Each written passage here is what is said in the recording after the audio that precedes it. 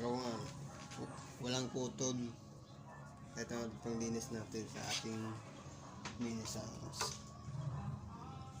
Ito yung wire.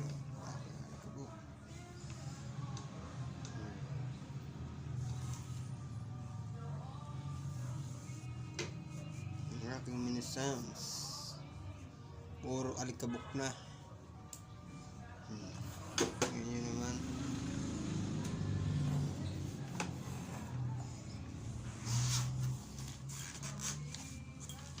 Dalawang linggo lang ho to. Hindi ko ginamit. Tingnan nyo yung kalagayan.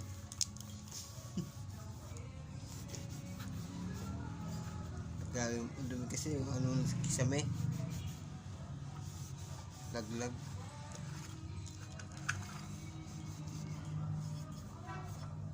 Ating mixer na 600 watts. Ang aking mixer. Yung ampli 600 watts so yan. Pag mahal mo yung isang mahal mo yung gamit mo, tatagal na 10 taon. Ito ano na to, 7. Minsan hindi ko pa nabubuksan, napayos to. Pag ayos ang connect mo sa mga speaker at mga mixer, hindi masisira yan.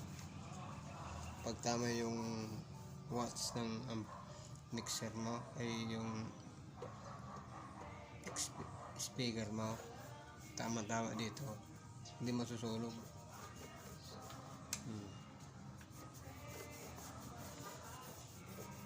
Ito kasi 600 watts ang amplifier ko, 500. Kaya lamang to. Kaya hindi ko nilagyan 3 speaker, 4, 2 lang. 2 na speaker nilagay ko dito. Kahit lakasan mo hindi masisira. Ramdam na natin yung kung hindi kaya ng ampli. Tingnan nyo naman kabungal. Alikabok yan, puro alikabok. Tingnan nyo. Pag pinunasan ko, ibang kulay.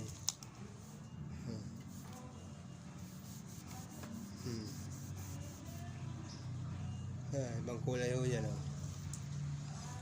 Tingnan nyo. Tingnan nyo dito. Saka dito. Puro alikabok, diba? Kaya ngayon, lilinisan natin.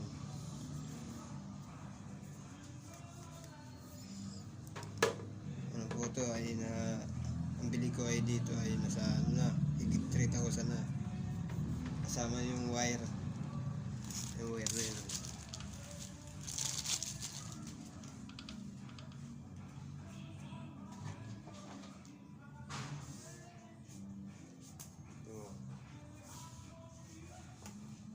Kaya nyo, ito ikikunik ko dito. Ini kunik ko dito. Yan. Tapos naman, ito naman galing din sa input.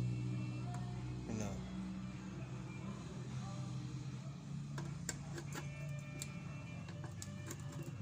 Ngayon pa nagkabit yan. Ano?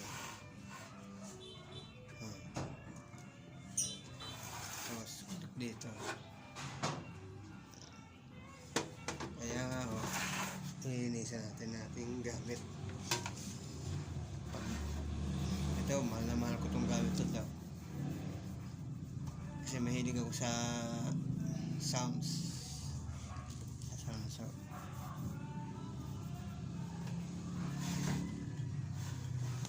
kaya ngayon lilinisan natin ang aking gamit.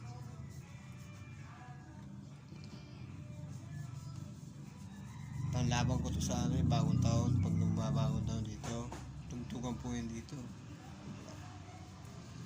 Basagan ng mixer.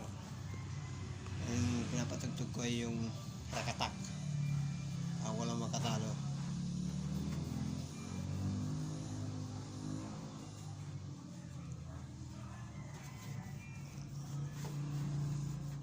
ating mixer madumi. Tingnan nyo naman.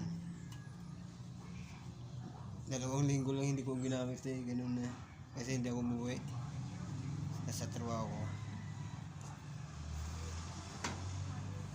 Sa Los Baños pa ako. Umuwi ako ng Lipa City, Batangas.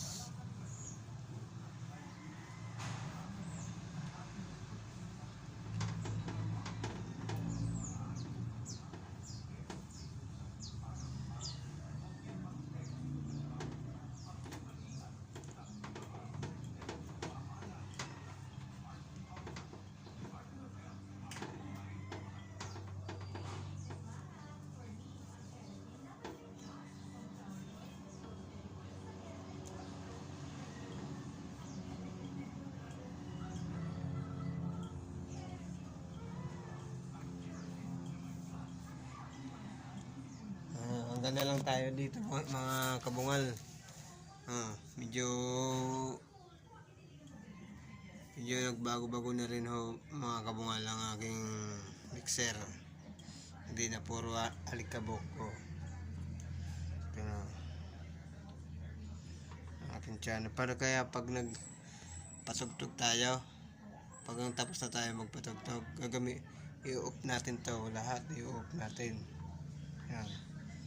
Para pag nagpatugtog ulit tayo, hindi mabibigla pag nag-switch tayo dito sa power on, sa patay sa dito. Ayan,